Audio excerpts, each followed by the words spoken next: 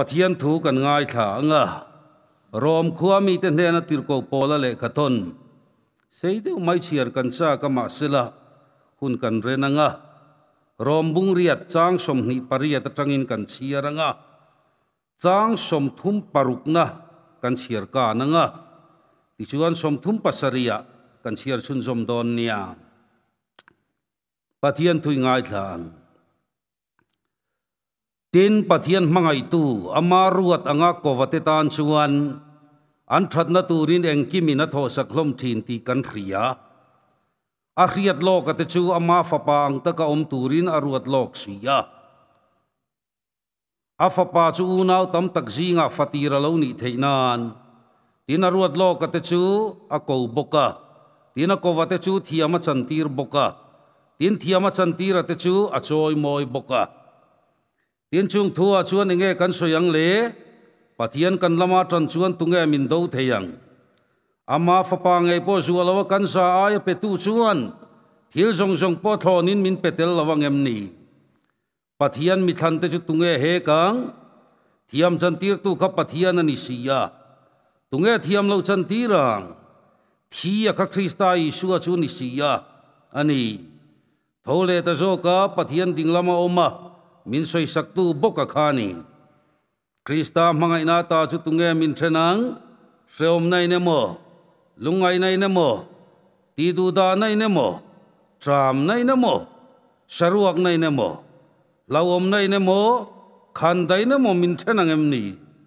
then suge chung song songa chuan min mangai tu wang chuan ro pui takangam tu kan ni thina te nun na te van tir ko te lal na te thilom sa te thil lo la om tur te thil ti thei na te san na te thuk na te thil siam dang reng reng te poin kan lalpa krista isu om pathian mangai na ta chu min then lawang ti dik takin ka resia atu kan siar kan satan lalpan mal som ro se amen pathian mai trong trayang lalro pui ber vana om chatuana danglam ngai lo kan pathian nung engkim ti thei voinai thutak puang chuak turin kan in buat sai in hatho ro pui min mu tir zel mi so ramai ko ran ho te tun tuma po hian khongai takin I thutak te fakhla te heng mang hian I ko ran ho atharin min ron kan leang che lali suam mingin I khongai nei hne na kan di le amen pathian mangai tu amaruat anga kovate tan chuan an thatna turin eng kimin athok thi ti hi tun tuma kan zir tura kan lak chua ania pathian thu reng reng hi soidan atam maya tun tuma po hian kan mi thiam te chuan pathian thui thingzar bum angani antia thingzar bum angani chuan zar le lam kan soi chiam hian zar dang la soi lo lam khala tam mai ani tin chen khat chuan in thil fiana chun pathian thui chang chepon pui angani antia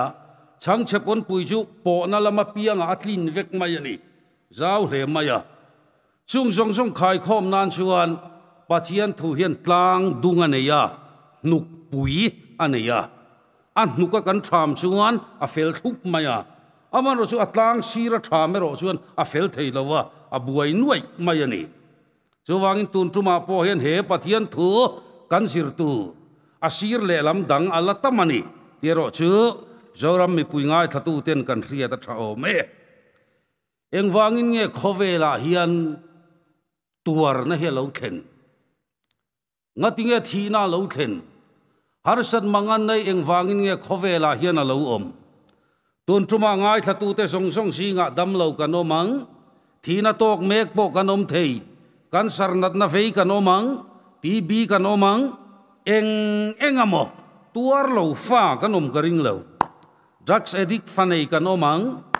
jungol vei pasal nei kan omang enga tinge khovela hian tuar na he lo om phrim phrim hai chu christian song song in kan ria bo chiat na rani ti chu kan fa in kan ria amar ju tun la ya hei kan tor mek hripui kan sual wang ami bo chiat na ra zelani chu tiang katiang tuna kan luna te po setana ti zel ro chu a himmia lo don ani hei pathian thu reng hi kan soidana sirin kan tuizonga sirin suizuma ol khop maya tun ma po khan nat na zong setana an suizum tuala mi pumna te pon mu setan tlat maya dam doinan kalan trong traya mi pumna em kha an chuan si ot maya nin ti het setan chuak ro ten ti tamai maya an uar tual maya nat na zong setana du tok lovin a suizum zual phei chuan chia zong setana pon fen chia pon khai phar dor maya het setan mel chedeu phei chu an mu setana ru mayang ti lo om khop mai chu wang chuan eng wangin nge he khovela hian tuar na hi lo om pathian thun nuk atangin injir don tiang juda te po khan nat na te chiat na te setana wang an ti tladani johana bung kuwa kan huwa pian tira tanga middel lali suan hena anon fruaita le engen ron joka apian tira tangin ambita deltat lalpa anuin nge tisual apain enga tinge hemi hi middel sain alo pian anuin nge tisual apain lali suan eng tineti anuin tisual apati sual ra atimi alo anuin tisual lova apa poin tisual lo kan belteang api poin atisual lo anu te ipon atisual lo amma pathian na tho lo lan theinan hemi hi middel sain lo piangani exodus bungli chang som pakat en chinte ani mi hringka hi tu siam nge trong thei lo lei hi tu siam nge bengong hi tu siam nge middel hi tu siam nge midvar hi tu siam nge keilalpa pathian siam hiani lovem ni mathaya bunga han keule taila chang somli panga ani chuan misual tele mitha te chunga nia chua tira mi fel lo te chunga ruwa sur tir thin chiang em sual big wanga tuar kan ni reng lo zoram ar khipuya lo lut zoram kan sual le wanga ni big reng lo khipuya wanga bora lan om an sual big wang ani osong lo tuna positive mek an fellow big wang ani osong lo pastor in chunga ruwa sur chuan zuzuar in chunga po sur ve tho chotiang bokin ko han mei che chairman in chunga nia sat chuan drug zuar in chunga po nia sa ve tho eden huana me upo khan in thiang min ti tu kha setana ni lo ton china chuan in thi photang ti tu kha pathian tho thawani ilu thok tualan samsom sari pathum na kan chiar thina kalunga leng tlat mai enga tinge sam siak tu hian eng thunge soika mi suak sual te ni hlo zia ka muin mi uang thuang te chuka ot si thin apatik mi suak sual te ni hlo zia ka muin mi uang thuang te chuka ot si thin che ke ni aya fello tai zo ka kan ngai khotlang ta na nok sak em mi zong ina kan riat an fa ten mel tuala le khan thiam tula an ran vula thau em ke ni thei to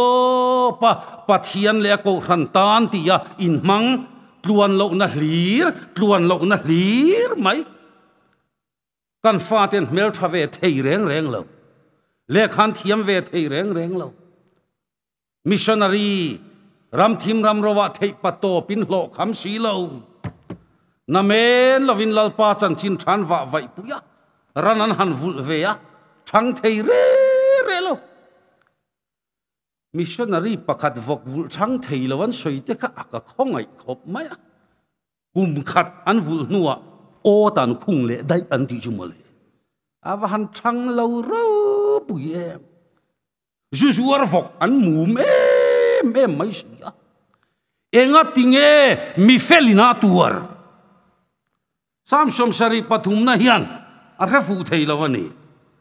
eng wang nge kalainat em mai thil thalo ti tu te wangin in tilungai du sula fellow takati te chu othek su bible na ti te hi o mai hi olani enga tinge thei patopin lalpa le ko rantan hun kan manga tluan lo na hlir ina min tlak buak bi in mang thave du leilo sual chitin renga chi chom nuai an hui ngi le mem si sam ziak tu chuan mi suak sual te ni hlo zia ka muin mi uang thuang te chu ka ot si thin chuai ka rap pel lek lek ani atiani hi adik tiro Habakuk kan siar lea Habakuk peisuan Israel mi pui kha ral veng tu duty angin a thira milembia Babylon an dua lua pathian nam than Israel an bet tlok samza som sari pathum man siarte Babylon lui ka ma te chuta kan thua ani kan trap thin Zion kan ngai tu in lui lai tui pui sudla ta chuan kan ting tang kan bang thina salamin ruai tu ten hlasa min nge na min tire thei tu ten lima min ngen boxi milem be ho khan hey pathian nung bia kan in tian ni lomi in pathian hla chu sata cheu Jehovah in tin tian ni lomi milem bia an dua lua pathian nam than Israel in an tuar tloka Habakuk hian a khet hiam lovani enga tinge mi felina tuar tuna sai pol thiam tak one in Christ kan murenga ni lomi an kung pui ruat diki telve talo enga tinge zoram hua pa thei patop choin lalpa le ko khantan choi moina hlan sathina engeni kher khale enga tinge mi felina tuar Habakuk hian sia thiam har sa ti ni pathian nam thanin an tuara anam than lo jok milem bian dua lua sia enga tinge mi felina tuar he zona hian a thiala atopa chuan laro puilu tu karon cham chuak tatlat thei pui thing powerful don lovin Olive thing ra lovin ei tur chua don lo seng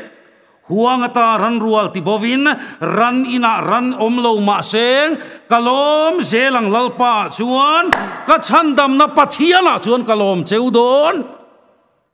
engam moni amu chuak tatlat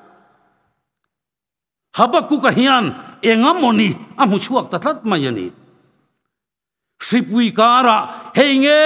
himu chuak veila Zoram hian ngai thatu du om tak uluk takin ngai tharo le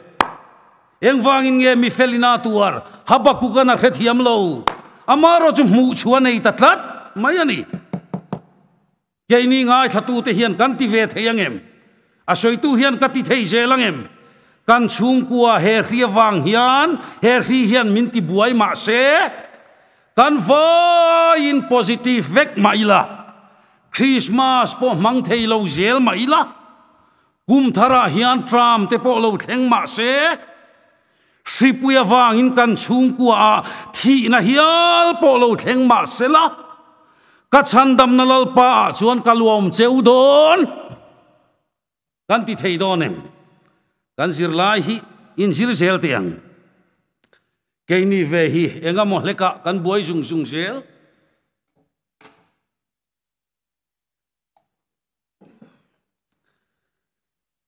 Vokte pakhat thi mai poin katuara vuan puyachim man hantia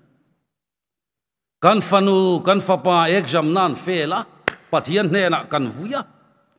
kan pasal kan chungte he khovela tanginan bosawa enga tinge ka pasal du lai min laksa ka trong trai reng thosia mangai pathian poini lo kain khom to don lo Vokte pakhat thi mai poin kan iyak maya katuara van puyachim dik tak chuan mo enga tinge niang le lalpa ring tu te chu sayon tlang ti hin rualo kum khua om reng tu rang siwani atui te chu ri humin phul bul ma sela a phone na satawangin leilung hilo dang lamin tlang te hitui fin ria chung daya in son ma sela kal hlau chuang hek lovang tu ten pathian ring tu ten kan ring ve ta chia lovami atui te chu ri humin phul bul ma sela a phone na satawangin tlang te tui fin ria chung daya in son ma sela kan hlau lovang enga mo hleka kan buai thabara in khom theilo chung kum khat bo la ve em ni chumi chung po thil thalo lo ti man kan omang em le midang aya tuar bi ka kanin ngaya kanin khonga isela lom ti tak taka chuan mo tuar beramo in ti su midang poinan tuar nang aya tuar hian tamlut tok pakhat lek zopa anan tuar zia kha o ka ngai tu vokte pakhat mai ni lo ni khat thil thu chiat na kha a chia lo thi na sat zia khai mua aran rual zong an thia vokte pakhat mai ni lo sebong sabeng tung sangong sei asang rual an borola afa te som ni khat thil thu varap khak em an tuara sin he mi te hian fapa pasari fanu pathum boral thak mai chu mai polani nang amma khoi li in pan chia bible soidan chia phei chuan akke pha nuaya tanga alu thengin khoi li na bom khat vek mai ani ai khoi li hi kan ria mi zo chuan dik tak chuan anania khoi li farra mai po chon puara amar central maya zana resign nuaya nuinan tlo vai kan ai kain khom thei lawang nak tu ka lo ka fa thei lawang patling kan oi dur mai ania zo pachumo khoi li farra mai ani lo khoi li pachal te apavalai rual jong in an bom khat thup mai ani amu thei lo a thu thei lo a ding thei lo a eng tin nge mo om reng ang le bible khain chinte atal mai ni nangotang athian te pathum hial po khanan hayasin ra la tangin achan chu khoi li khana bom na salutu amui chung lama om ngei do na anuai lama om nge yanga anara omanga apot kual kholo zo ve kang chu athu thei lo mu thei lo ding thei bok si lo arap tha ka sin anat dan tur ji hi atopa pheisuan anu puina tuar talawani kha entin nge ti ingai reng hian em ni om don pathian soi chia la thi mai ro anu puina mu thei talawani a om po om khop mai me cherin nai na zo talawani ang atopa zo patrong kha e khai ma te nu okay ka em kha chu bible atel lo karindan ani me che a tak trong ein trong mai chu le pathian hne na ta thil tha kan huwa thil thalo po kan mulawang em ni katlang tu chu nungani lalpa chu fakin omro se avan ro pu yem bunga chang ruka hanen le chinte athian te kha nan lo ti ve seksia engei ti sual in puang mai ro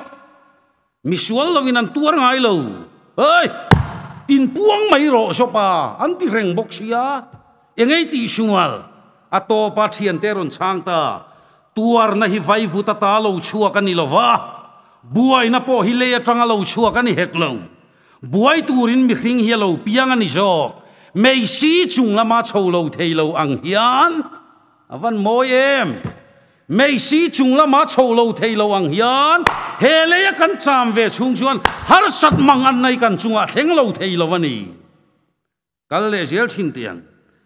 ke ni lam thir na pathian rong kan bola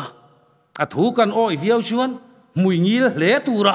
tluang em tura in ngai na lian tlata chuwang chuan kan chunga tuarna mang an na lo thlen hian kan buai ma thina ni mathaya bunga chang som li panga kha thipui haure chung changa khan chu chang lok tiang lal i shua hovin longin an kala i shua po longa athu ve a azir tir tenen i shua thu pek ang nge yin longa an chuanga thi puile tui fonin anuai khep thonia mole awamak em ke ni ngai dana chuan I suwa tel chuan lalpa thu kan oi chuan tluang pur tura kanin ngai tlata he mi tum hian lal I suwa thu pek ange in rong bol turin an kalani lomi ama I suwa potela thi puile tui fona an him chuang lo thi puile tui fonin anuai khep thonia mole an manang tiru I suwa hi thi puila ka himna ni lova thi puya himna ni mo khami trum khan I suwa kha thi puila ka ahim chuang lo ma se thi puya ahim tlata lo mole tuar lo tura ko suwa kan ni lova khovela hian himpil pial turin lalpan nang le ke hi athisenin min tlan chuak big reng reng lo Sadak Meshach Abednego eng thungan soi kha he mei puya tang hian kan pathianin min chandam thei min chandam don lo po ni sela irang ka chak milim hi chi bai kan buk lawang he khi puila ka tang hian Mizoram Christian ram hi lalpa pathianin min chan chuak thei state dang jong jong makti khopin lalpa pathian hian min siam thei min siam don lo ma sela in khom thei lek lo maila o kalal cross ka phat san lawang che lalpa le ko hrantan ka ding zel don anti ve theyang em zan thim cha lai taka rcng te an lang moi zual thi hei tui ka in zok ngai thina manilo khan ka kan saravoi nganan min zai lea hu chuan min lati chak lo dewa mu kan hreom deuh pon ngai thatu ten riat thiam na kan dil chewani keinin tuar hirem kan in tilova tlat mayana Christian ram machuan hian kan rama hripui lo lu lo bik te kan ringa lalpa chuna theinge mai ma se hei lalpa na thodan ni na lang lo tlat sakai bak nei puk chunga lut lo tur khan lalpan Daniela chandam thei ma se sakai bak nei puk chunga ni lali suan lo nga tlat zel ni maklutuk keinin tuar hirem kanin tilova pathian nen kanin kal thina lom hebrai bung som pani chang sari tanga chang riat chiar chinte pa thunun lo fa tunge om ngai le fa song song lo thin thunun na lo lovai nom chuan fatak ni lovin son in nianga sin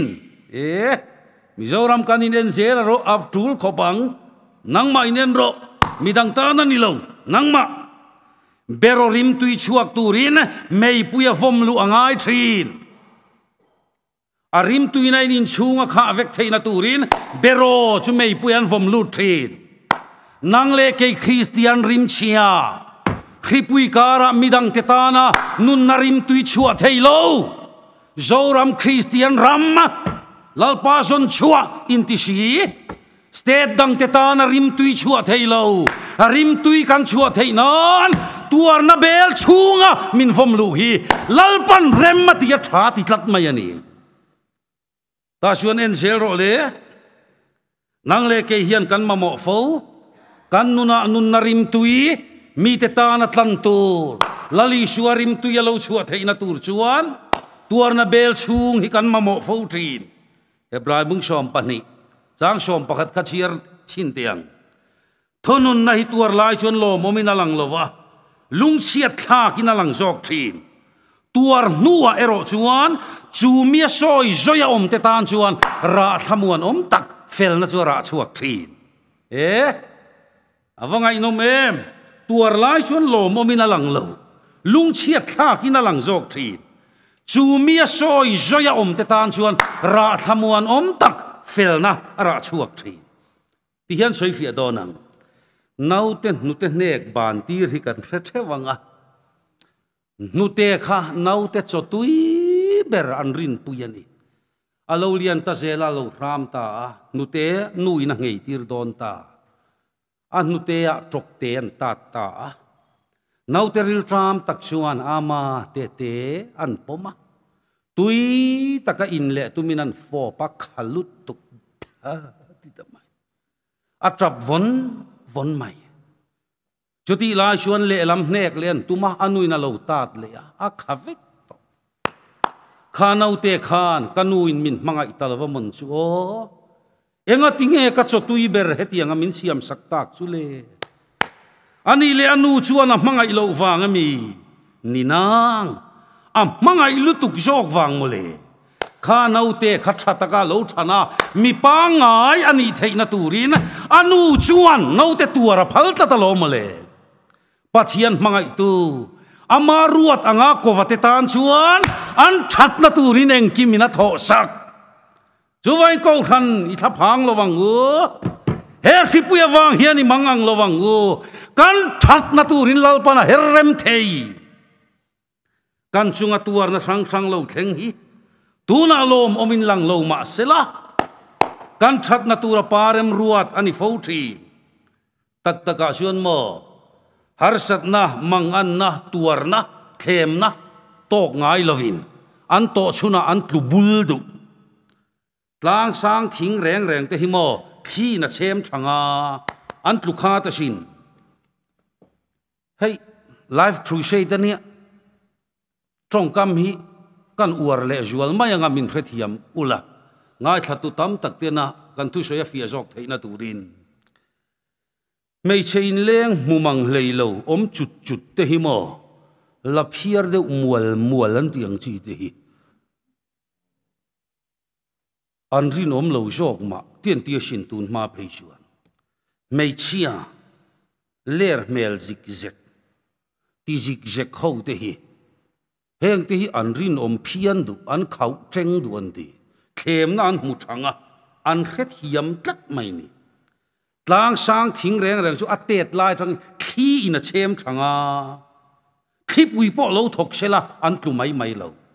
kor ruam thing ro chuan thi mu ve ngai lawa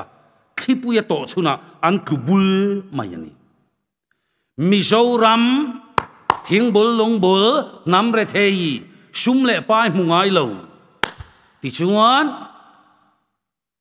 Yutia kan lut chawa state kan in langkaya central atangin sumalo lut ta huma sum le pai mu ngai lovin sum kan han muta chu kan vai tluk tapuk emoti mai tu corruption voi ni thlengin kan soya apung tual emoti mai tu thlem na tok ngai lo tuar na tok ngai lo harsat mang an na tok ngai lovina an to chunan tlu buldu chowangi jacopa bungkhat chang hia chuan khem na tin reng in to in lom na hlira ruat ro khai ikal le ret te ngo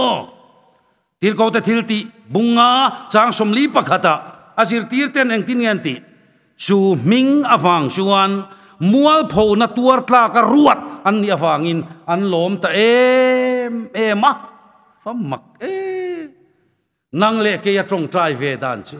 lalpa min ti mual pho lu su kat nung dola kap ma ruai la kat sira ombok la min hum him pial ro ani fai vek mai ni min ti mual pho lu su min hum him pial ro ti tak taka chuan tuar na nei lo mi mual pho ngai lo har sat mang an na nei lo Christian marput Christian ngil jut lalpa pathian ina mang tak lo har sat mang an nai na rual mual pho na tuar na chi rang tok sual silo nun hia fi plata chu lalpa pathian ina mang du thina nang le ke tuar hilal pan rematia a phal tla lo mole mau gang president he suam mang rap thak bui mai ro thap tak mai apian tharna tur kong khan mil han chu chinte kha mau gang president Nicky Cruz pian tharna tur khan Pastor David Wilkerson amual phoka lalpan remmatia tha atitla dalo ngoi te ngai thatu sa om tak ilan hial fo wani chuan afa pamual pho na lai ber mangin lalpan khovel hi chandamani lomi saruak jang pharin lali shua kha cross an kheng beta chumia sara nang le ke nun na kan nei ta afa pamual pho na lai berin lalpan khovel hi chandamani soi chiat deu sho ming chiat khreomna mual pho na tuar na sang sanga do tu kan nei hi mo kan ta na that na nia tak taka chuan khang zong kha om lo sela inuna khang harsat na ja na khreom na tuar na kha om lo sela khovel hinua miti hor don lu tak taka chuan theira du deu chumo an do vak thin theian ra tak chu share thum ra tak chuan do na sal tak thing tuai te nan do wa char tin te nan do wa dui tin te nan do wa enga tinge ara tam lu tuka atlu ka hlau omalo i riat tur chumo a do tu an ra ngai lo tu man char tin ra in ei lawang dui tin ra in ei lawang ara na sat e ma wang khana tlu ka hlau oma chu wangin do wanga yalom chiang em khang zong kha om lo sela khovel hinuam kan ti hor dona kan thok bo dei don kan thok bo lo na turin lalpa pathianin do tu pe che ni kha lom ve mai ro lom thu soi ve mai ro kha lom mi tenan muwa lungai na kara po lalpa pathian an fakthin na chan chu ni harsat mangan na lakyang turin lalpa kan kowa lalpa kan tiya kan duangin lalpa man mo tlat lo hela hi toy ten han zir leila kiela man lave kan harsat mangan na kan tuar na lalpa kan kowa ma se kan duangin lalpa man mo tlat lo enge chan Johana bungsom pakhat thua tangin lazara dam lo kan turin lali shwa man mo tlat lo ei ahun lai khan ngai tu chin teu an mi khual thina nia Palestina ram dung le wanga fan khan marite marthi te lazara te na thleng thin lazara thi ngamina dam lo ta an mi khual pa tong trai dam thei ro pui lu tu kan si ti chuana thi mai to do na e khai kan mi khual pa kha tong trai dam thei tu na i shu hi lom lo ko rui va ko wangu an va ko da na tang khan an in nel lu tu kapu pon ti lo tingen ti lalpa imangai laser adam lo rang takakal ngalan rinte lulne lali shua kal du lek lo nia mole ni ala cham muang tlat mai athin rim thak ngotang inga tinge kal du lo le inga tinge lalpa pathian khaman mo lo khamini khan nili thana om to chang pat le tlumpi cho mai tu mi ten a ui to anganti mi thikai tho kha lalpa pathianin khovel mukti ra tumtlat nang le ke ma hian aro pui sia athil ti thei sia lalpan sho adu fo thi kami tum khani shua kal ngal ta sela he bible mi thikai tho ro pui lu tu ki khovel hian kan renang mole lali shua man mo lo na chan chu mo nili thana om to mi ten a ui to anganti mi thikai tho kha lalpan khovel mukti ra tu malom tuna ngei po khan nang ma khain en ro le ifa pa drugsti i trong trai puya azual tual pa suin re nan sungol vei re nan azual tual khipui vei an pung tual ani thei thi kan tam tual ani thei trong trial pa au po va shot lo em itiani mai thei amar chu tuna hian en ro le i duang zelin lalpa hian chang ta zung che sela van pathian ke ro pui don lo in fa pa drak se dik kha enge anta chong hen kan trong trai na sa kan chung ko chu ti chuan ma chu sia om ta lali shuwa aro pui don lo tlat atel lo wa eng ma ti thei lo ama nen chau thil kan ti thei lali shuwa tel lo wa eng ma kan ni lo sia hi lalpan min mu ti ra dualom Mizoram nge potun khipuya hian rambuai lai te mithain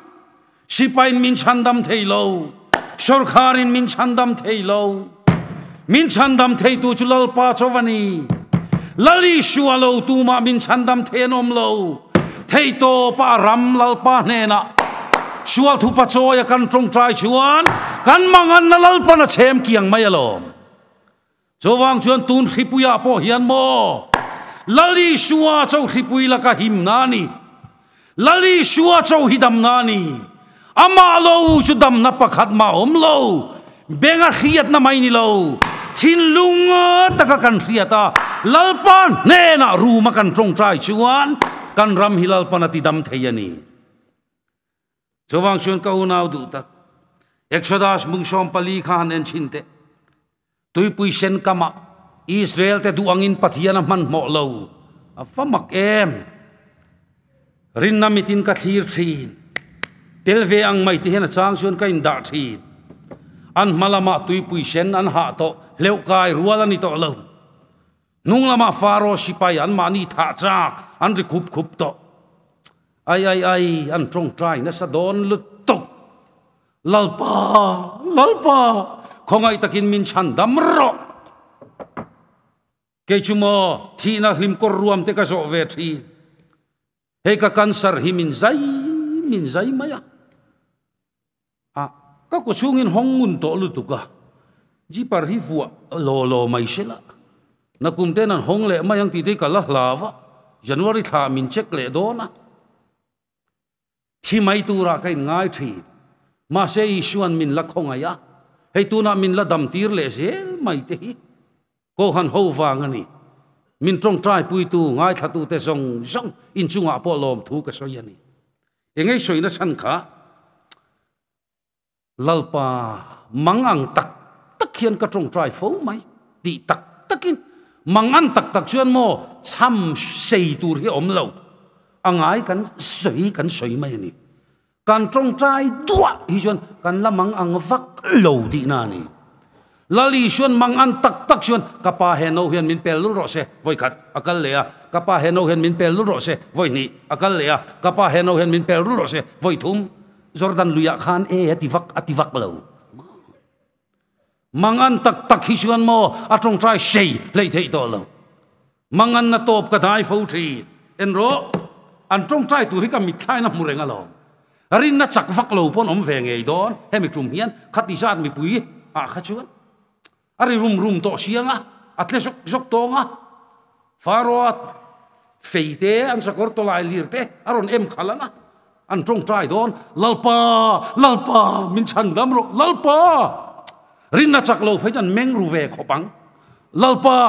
ai an thianga an buai ngota mangang takin an omang an duangin pathian man mo lo avamak em Daniel chan chuak turin lalpa man mo lo Shadrach Meshach Abednego te chan chuak turin kan pathian hi kan duangin man mo lo fo ta siam tu nang tin ngati ising nun zo la ya harsat na to kin lalpa yaw thin apui na nga kin a thleng si lawa mo cha vin sam mai lo la alo thleng thuai don a tran puyang che a hrerengang che shole lal hun tia ma thleng ta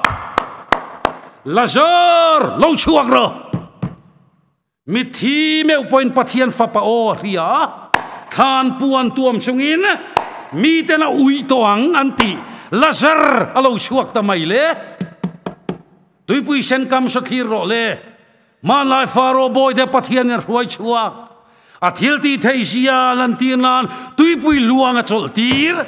o zoram beidong lovin lalpa nga gro beidong lovin lalpa inga kang u anin thua penga kan mangan na song hi cho chem kiang mai don ato berasuan itile tiang ti tak chuan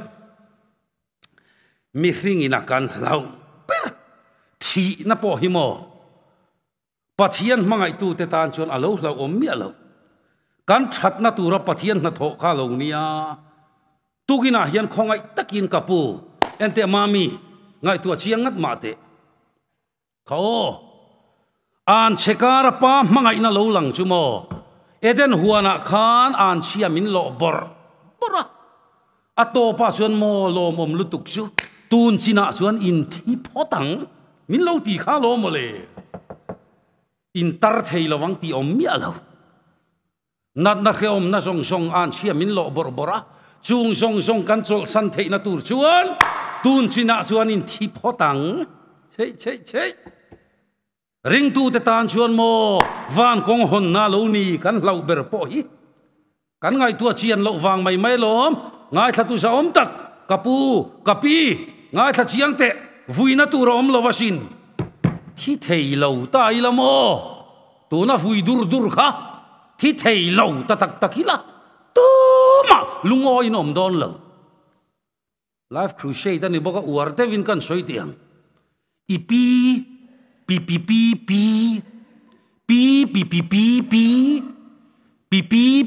patea teka ladam mareng shela voinia zoram kan buai dan tur ji hi tu ma office kal thei kanom lawang lova thei kanom lawang tar phau buai rigotin kan buayang ni sa sela min phawra u wan tiang tlai lama min seng ra u an ti leang tu ma na thok man kanom lawang kan thi thol zel thei te hi mo pathian mangai tu amaruat anga ko wate tan chuan an that na turin eng kimina tho sak thin van duai na omlo thi na po lo thleng ma sela kan that na turin lalpa pathian hian rova rel zel don zoram ilalpa lam hoiro zoram i pathian ko ro beidong lovin lalpa i awangu kan that na turin anin na thok mai don athutak lalpan mal som ro se amen.